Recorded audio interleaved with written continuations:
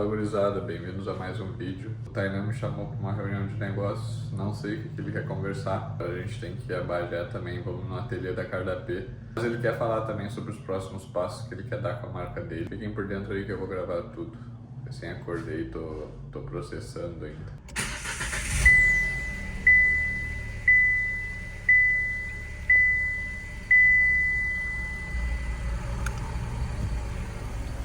Dá oi pro vídeo. Oi. Cheguei. Vamos descer ali, vamos ver qual é que é.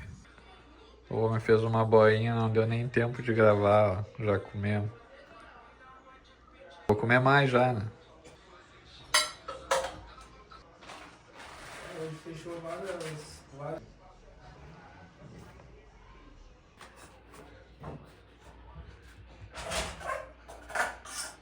Não quer mais HD? Não, Então chegamos em Bagé, já almoçamos já, Tainan esperou a gente de braços abertos, já trocamos uma ideia. Conheci também o Gabriel que trabalha com o Tainan, cara, gente boa demais. Vocês se conhecem há 15 uns 10 anos já. 10 anos. Primeiramente, o porquê de tu ter me convidado para vir para esse almoço e para trocar essa ideia. Mano, então, eu te chamei aqui, na verdade, foi assim, pra gente estreitar os laços. Eu gostei muito da tua história, achei uma história muito verdadeira, muito genuína, assim. E eu pensei, cara, ambos estão numa região que é muito difícil de empreender e fazer moda. Então é muito mais fácil a gente se apoiar, né? Criar um núcleo para que a gente tenha mais acessos, para que daqui a um pouco a gente chame mais pessoas desse universo da moda, da arte, da cultura, para conhecer a nossa região, porque tanto tu quanto eu, a gente fala muito das nossas cidades, né? Sim. A gente fala, eu falo de Bagé, tu fala de Pinheiro Machado, e são cidades que são muito difíceis de empreender, né? São mais deslocadas. São mais deslocadas, poucas pessoas conhecem. Então a gente está aqui um pouco mais isolado, então quanto mais laços e amizades e pessoas para somar nessa jornada, nada fácil, né? Mais facilitado o caminho vai ficando, né? Uma coisa até que a gente estava trocando uma ideia que acaba reforçando isso de a importância de ter alguém que já esteja um passo na frente ou também alguém que esteja no mesmo meio. Foi aquele papo que a gente estava falando do tráfego pago. Porque, tipo, o que acontece? Eu estava falando pro Tainan que eu quero futuramente, num futuro não distante, fazer o tráfego pago. Ele é um cara que já faz tráfego pago há um bom tempo, tem os resultados da marca dele com o tráfego pago. E aí eu estava tentando entender o momento melhor para se fazer isso. E aí ele acabou me comentando sobre uma questão de mix de produto e de ter uma base um pouco mais sólida para fazer isso. Então, quem está iniciando ou quem está num estágio que está pensando aí além do orgânico, ele me deu uma dica muito importante, que foi essa questão do mix de produto e de ter essa base mais forte. Então, como eu iniciei a marca com pouquíssimo dinheiro e estou começando a dar os próximos passos, nessa fase inicial, o lucro acaba não sendo a coisa mais importante para mim, e sim a estrutura do negócio. Então, como eu estou construindo a marca e a percepção que as pessoas têm sobre ela, eu preciso trazer mais produtos. Eu preciso trazer esses produtos para trazer também uma confiança. Só que se eu tivesse sozinho, eu provavelmente iria jogar esse dinheiro fora em seguidinha fazendo o tráfego pago. E não ia ser interessante para mim, porque a margem de lucro ela já é baixa por conta de produzir poucas quantidades e por conta de que, eu tenho um mix de produto, a pessoa gosta da marca, gostou do propósito da marca, mas não gostou tanto do produto em questão, ela acaba que não vai querer consumir naquele momento. Exato. A Cardapê ela tem uma identidade, ela tem uma identidade de produto já muito consolidada, né? Que é os bonés de vocês, a forma que vocês trazem os bonés de vocês. E eu vi que agora, há pouco tempo, tu fez o Dead Hat, né? Uhum. Ou era um estilo parecido com Dead Hat. Tipo, como que é pra ti essa parte de experimentar coisas novas dentro da tua marca, que já, tipo, ela já é consolidada, já tem uma identidade, mas tu experimentou dar um passo diferente, fez um teste. Como que é pra ti isso? Cara, isso sempre entra naquela regrinha assim, que é 70-30, assim. Então, cada coleção vai ter 70% de algo que já é fidelizado com o nosso público e 30% é um teste, né? O Dead Hat já é um boné que já foi consolidado alguns anos atrás na marca e depois veio uma onda de bonés de aba reta, então a gente surfou essa onda e esse ano a gente voltou a pensar em fazer Dead Hat, então não é um produto extremamente novo, assim, né? Mas isso é muito importante porque produtos que têm baixa escala, a gente consegue colocar mais detalhes, não é um investimento tão alto, né? Então a gente quer usar um couro diferente na regulagem, a gente consegue, porque a gente não vai precisar comprar 3, 4 peças de couro, que são caras, né? 3, 4 peças de couro dá quase R$2.000. Então acaba sendo muito caro.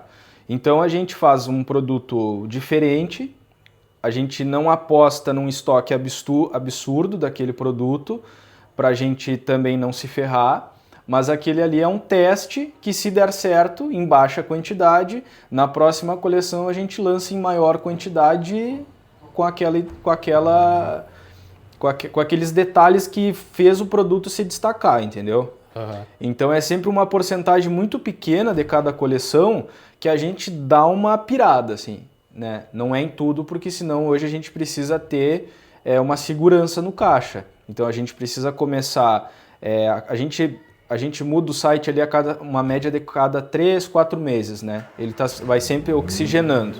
Então a cada coleção que se renova nesse período de tempo, ela tem 70%, 80% de bonés que já são consolidados, né? Então modelagens que são consolidadas, bordados, a nossa regulagem, forros e cores de forros que foram mais bem aprovados pelo público, né? E aí a questão do tecido também. Às vezes é um tecido diferente, mas ele tem uma característica muito parecida com aquele que deu muito certo. Então é sempre uma tacada mais certa que a gente dá, né? Agora, aqueles produtos que nem ano passado a gente lançou um boné com uma estampa em animal print meio zebra, aquele foi um boné que a gente fez uma baixa escala, o pessoal gostou, mas não foi um boné que a gente fez 50 unidades, né? Porque existiam dentro daquela coleção junto dele bonés que a gente sabia que ia performar melhor. Entende? Trabalhou com uma previsibilidade. Exato. Então esse boné mesmo saiu na FFW, que é um dos principais canais de moda hoje, como indicação de produto daquela semana. Né? Então são produtos que entram dentro dessa pequena margem de produtos que são produtos de teste, produtos que são mais bem elaborados, para justamente afirmar todo o DNA da marca naquele produto, né? E para também nos provar para o nosso público que a gente consegue, para além daquele produto clássico que a gente está sempre lançando, também trazer alguma inovação para eles, né?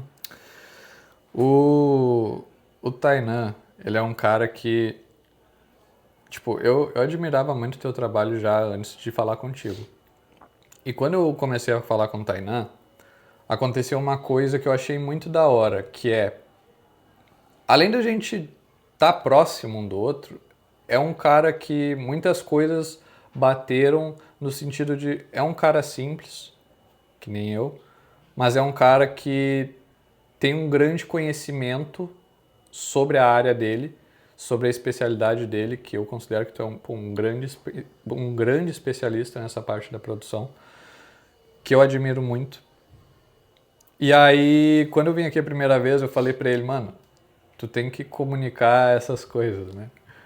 Pô, enchi o saco dele, ele disse que o pessoal também enche. Então, além dele me passar, pô, todo esse conhecimento, toda uma questão de passos que seria melhor, ele não fala, pô, tu tem que fazer isso, não, mas tipo, pô, é ideal tu tomar certos passos, é ideal tu aprender certas coisas Para mim isso é muito importante e eu tenho certeza que muitas pessoas que estão começando queriam estar ouvindo dicas de um cara do nível dele. Falando do futuro da Cardapé, qual vai ser os próximos passos que vocês vão dar agora? Cara, agora a gente tá pensando em trabalhar de uma forma um pouco mais slow, assim, porque a gente vinha trabalhando em coleções um pouco maiores, assim, né? Maiores eu digo assim, que relação à produção, né? Então a gente pegava 5 a 10 bonés ao mesmo tempo para costurar e isso tava me deixando um pouco maluco, assim.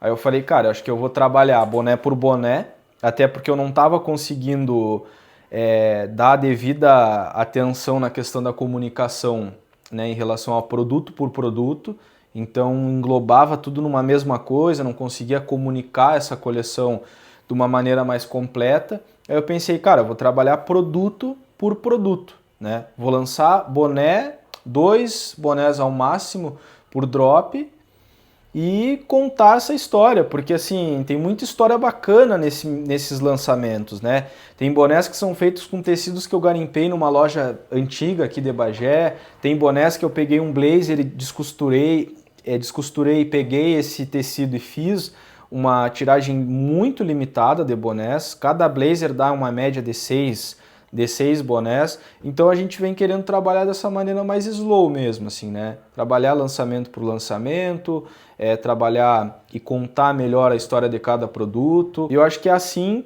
contando melhor a história de cada produto, que a gente acaba conseguindo comunicar para o nosso público detalhe por detalhe, assim, né? Isso daí também vai muito naquela de que por vocês trazer essa construção de produto por produto, consegue transmitir muito mais valor no propósito da marca, que é um propósito mais artesanal, né? Isso, é. Um produto feito à mão, os detalhes que fazem cada boné ter a sua história, o que reforça muito bem o que vocês trazem enquanto marca. Né? E poucas pessoas sabem que a Cardapé, ela é costurada por mim. Poucas pessoas sabem. As pessoas acham que é feito em fábrica, que é feito... Não, sou eu que faço. Hoje eu já tenho um ajudante, mas a Cardapé ela é costurada por mim. Então, assim, muitas pessoas não sabem que é um produto extremamente artesanal, né? Então, assim, no momento que a gente consegue ter esse processo mais lento, né, em relação a menos acelerado, assim, nesse sentido, a gente consegue transparecer isso também. E, como tu disse, reforçar essa identidade artesanal da marca. Acho interessante de te perguntar essa questão de vocês trazerem muito bem a estética gaúcha, né? Vocês trazem, reforçam isso. E muitas vezes a gente tem a estética brasileira como uma estética do Rio de Janeiro. A gente vê o Brasil e pensa logo na estética do Rio de Janeiro. Tanto que eu conversei com um parceiro meu que está fazendo umas imagens para mim ali em Pernambuco de um pouco da estética brasileira, né? E aí ele estava falando, não, muito da história do Brasil nasceu aqui nessa região, Bahia, Pernambuco, mas que hoje a gente pergunta sobre essa estética brasileira e lembra muito do Rio de Janeiro. Só que como a gente já tinha conversado antes, a questão cultural é que o Brasil é um lugar muito grande e que as regiões têm as suas culturas e que essas culturas elas precisam ser exploradas, precisam ser transmitidas, né, para o público em geral. Como que é esse processo e como que é a tua visão de transmitir o que a Cardapé transmite de forma muito bem sobre o Pampa gaúcho e sobre o gaúcho para o país todo? Cara, quando a gente decidiu falar sobre cultura gaúcha, a gente já tinha um pleno entendimento de que seria muito mais difícil seguir por esse caminho. Porque até 2022, 2023, quando foram feitos os primeiros editoriais muito mais ligados à cultura gaúcha, a gente já vendia para o Brasil todo. E vender para o Brasil todo é ter um público que talvez não entenderia esse nosso universo do Pampa e da cultura gaúcha. Sim. Então, naquele momento, o que eu pensei? Eu falei, cara, eu vou falar sobre isso, eu vou cada vez falar e referenciar mais as minhas raízes, Sim. mas nesse processo de encontrar as melhores coisas para referenciar, eu fui entendendo que a cultura gaúcha era muito mal interpretada por esse público que me acompanhava Sim. nessa época. Sim. E foi quando eu decidi, então, reapresentar o gaúcho nas entrelinhas, Uhum.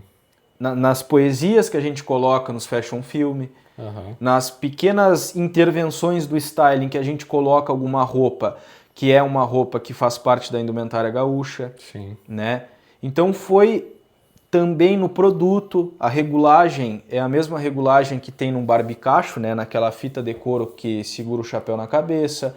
Na bota do gaúcho tem essa mesma fivela. Os forros dos nossos bonés é referenciando a boina do gaúcho, o chapéu que também tem alguns forro acetinado. Então são nessas pequenas coisas que a gente foi referenciando o gaúcho e mostrando para as pessoas que elas não precisam se identificar com o nosso sotaque, com a nossa gíria, com o nosso tomar, com a nossa, né, com o nosso mate. Mas todos esses símbolos que a gente mostra dentro da Cardápia e que são partes, são pertencentes à cultura gaúcha, cara, são símbolos, são simbologias que emanam um sentimento de identificação mesmo tu não sendo do Rio Grande do Sul. Sim. Um galpão que aparece de madeira velha, que aparece ao fundo de uma foto nossa, um cara lá de Minas Gerais, de São Paulo, seja qual for a região do país, já viu um galpão daqueles. Sim. E muitas vezes na casa de uma avó, de um vô, né? Então são nesses pequenos pontos que a gente faz as pessoas, mesmo fora do Rio Grande do Sul, se identificarem com a nossa marca, entende? Sim. Mostrando que a gente vive dentro de um mesmo lugar. Exato, porque o Brasil, embora seja, como tu falou, bem setorizado em algumas culturas, porque às vezes, cara, a cultura de Pinheiro Machado às vezes é até diferente da cultura de Bagé, que é a 1 hora de distância. Sim. Existem coisas diferentes. O sotaque em Pelotas já muda, já começa o di, ao invés do D, como a gente aqui da fronteira fala. Sim. Então, assim, o Brasil é um país plural, sabe? Vieram muitas etnias para cá, o país se construiu através de uma mistura imensa de culturas. Então, a gente negar que uma parte do país não faz parte da cultura gaúcha, eu acho que não é um caminho legal de se seguir. Então, no momento que a gente, como marca, a gente reforça que nós somos brasileiros também, e que a gente fala do nosso Brasil, do Brasil que a gente nasceu, eu acho que aí é que a gente começa a ganhar esse nosso lugar, assim, né? É daí que tu constrói uma identidade absurda, né? Pô, a identidade... E foi uma coisa aos poucos, que eu não sou formado em marketing. Eu digo que a Cardápia é a minha faculdade, né? Eu não sou formado em marketing, eu não tenho curso nenhum, tive poucos contatos com pessoas que são dessa área, mas é um instinto, é uma história genuína que é a minha, sabe? Eu sempre falo assim, cara, eu passava a semana escutando hip hop, 50 Cent, Eminem, chegava no final de semana, eu ia para fora, né, para região rural aqui de Bagé, para visitar meu pai, e passava escutando música gaúcha, músicas que até hoje eu canto, que eu lembro que tem um sentimento para mim, entende? Então, cara, a Cardápia é isso. Esses tempos mesmo, e o rapaz esse que me falou, vai assistir o vídeo com certeza, ele me falou assim, Tainan, eu me criei dentro do CTG, só que eu também sou gaiteiro, toco gaita, e sou skatista. Cara, são dois mundos completamente diferentes. Sim. E ele disse que a Cardápia representa justamente essa mistura. Uhum. E quando eu percebi que eu era justamente essa mistura também... Cara, é incrível, sabe? Então, a gente quis reforçar isso. E existem outras pessoas que também vivem essa realidade. Tu vai perguntar para um cara aqui de Bagé, um jovem, ele vai dizer, cara, às vezes eu passo o final de semana na casa do meu pai também, durante a semana eu estou na cidade. Então, as pessoas da nossa região de fronteira aqui flutuam dentro desses dois universos. É muito diferente de antigamente, quando a realidade era só a cultura gaúcha, o tradicionalismo. Hoje em dia as coisas estão um pouco mais atualizadas. Se adaptaram, né? Se adaptaram a essa realidade. Então a Cardápia ela conta justamente a realidade desses jovens, da juventude atual, do nosso pampa gaúcho. Agora eu entendendo um pouco mais sobre esse processo da criação do boné, eu achava que eram muitas máquinas antes, né, para fazer um boné. Só que o Tainan ele usa só essa daqui. Então, cara, me explica como é trabalhar fazendo o teu próprio boné. Cara, essa máquina aqui, eu trabalho nela desde 2022. É uma máquina que faz 99% dos processos dos bonés. Uhum. Um certo acabamento eu faço na overlock. Nas fábricas, eles usam realmente muitas máquinas, assim. Só que eu desenvolvi uma forma de fazer com o que eu tinha, Sim. né? Então, nessa máquina, eu coloco alguns aparelhos que eu mesmo desenvolvi, bem simples, para passar o viés, para passar a carneira, né? Que são aviamentos do boné. E, cara, desenrolo tudo nessa aqui Uhum. e faço isso há um bom tempo. Hoje eu já não sinto mais necessidade de ter mais máquinas, né? Porque eu já desenvolvi uma forma de fazer que hoje eu consigo fazer bem tranquilo e bem rápido, assim. Pô. Hoje eu faço um boné, se ele tiver já cortado, uma média de 25 a 30 minutos eu termino um boné, assim. É muito mais Pô, rápido do que antes que eu demorava 12 horas para fazer. tá louco. É. E essas linhas aqui são todas as linhas que tu usa na tua produção. Cara, essa linha aqui é uma linha mais especial, né? Que é uma linha de poliamida. Essa aqui serve para pespontar os bonés, então é aquela linha mais aparente do pesponto. E Aham. também é uma linha mais forte, né? Como essa linha preta aqui, é uma linha bem mais cara. Para vocês terem ideia, isso aqui é R$ 6 e essa aqui é quase R$ 60. É uma diferença bem grande, então é uma linha de qualidade. E é uma linha muito mais forte, ela arrebenta muito, muito mais difícil de arrebentar, Uhum. né? Quase impossível de tu arrebentar na mão sem tu se cortar os dedos. Sim. E aqui tesoura, tem mais algumas pelo ateliê, algumas peças pilotos e arquivo que a gente tem por aqui. Aqui é um boné que a gente Tá desenvolvendo. está desenvolvendo para lançar. Aqui outro desenvolvimento também, bem inacabado, com alguns testes de forro ao mesmo tempo. E por aí vai, alguns clássicos aqui de 2023, né? Nosso tesourinha feito em linho Braspérola. Enfim, é bastante coisa que a gente tem aqui. Esse aqui também é um trucker que a gente está desenvolvendo agora, está na fase de aprovação de bordado, que é um bordado maior, um tecido um pouco mais chato de bordar, então é mais demorado até a gente acertar qual entretela interna a gente usa, né? Uhum. Como encaixar esse tecido no bastor lá que vai para a máquina do bordado, né? Então, alguns clássicos aqui, algumas coisas que a gente fez de teste esse ano, né? Um boné bem maluco. Esse boné aqui, cara, eu quis fazer como se fosse de um soldado mesmo, sabe? Com alguns remendos aqui costurados, serzidos, né? Mas né? a ideia é insana, não, desse boné. Maluca, né? Não, Como mas, se, tipo, como se da esse hora. C fosse um brasão de algum, sabe? Aham. De algum Mas eu acho time, que. assim. Eu acho que. Agora eu entendendo o conceito desse boné aqui, pô, tem potencial, na minha opinião. Dá Uma um parada trabalhinho de muito. fazer, né? São muitos detalhes e são detalhes bem artesanais, assim, né? É um boné, porra, diferenciado. Ia ficar Então. absurdo. E aqui tantas outras coisas, né? Aqui tem outro boné que a gente vai lançar, outra piloto que também está em processo de desenvolvimento, enfim, milhões de ideias surgindo aqui. E me diz uma coisa, esse boné aqui foi um processo que eu acompanhei, um processo bem artesanal Bem mesmo, né? artesanal. Como que nasceu essa ideia?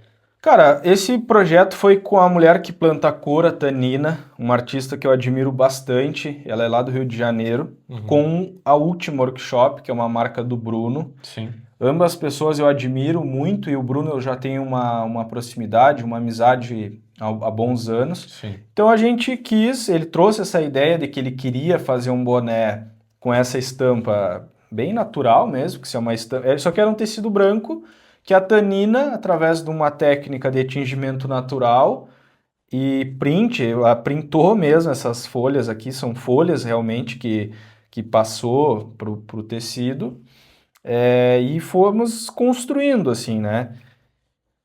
Cara, E aí essa regulagem é muito louco porque poucas pessoas sabem, mas isso aqui é couro de avestruz. É um dos couros mais nobres, assim, ele tá na categoria A dos couros exóticos, né? Cara, isso daí é que eu briguei contigo aquele dia, mano. Tipo, tu tem que trazer essas falas. Sim, É muito importante a gente demais. saber, além do que porque nem todo mundo hoje em dia está disposto a ver uma matéria ou ver um texto e ver o fundador da marca, pô, o cara que Sim. cria os bonés no próprio ateliê. Ver isso vindo de ti é muito da hora, mano. É muito Uhum. interessante. Pô, o cara ouvindo tu falar, vendo os bonés detalhe por detalhe, tipo, esse mesmo aqui, tá beleza, tu vê aqui que é um teste, mas eu ouvindo tu falar sobre o boné, a gente já associa algumas imagens, algumas referências e, pô, já fica Uhum. interessado, mesmo tu falando que, tipo, pô, é uma ideia maluca, pá, mas eu, tipo, caralho, isso daqui é muito foda. Então, cara, que nem eu te falei, mano, tem que trazer mais essas coisas, na moral. E que esse Vamos vídeo aí trazer. sirva pro pessoal também, tipo, te pressionar um Me pouco cobrar. nessa parte, porque, pô, é Exato. muito massa, mano.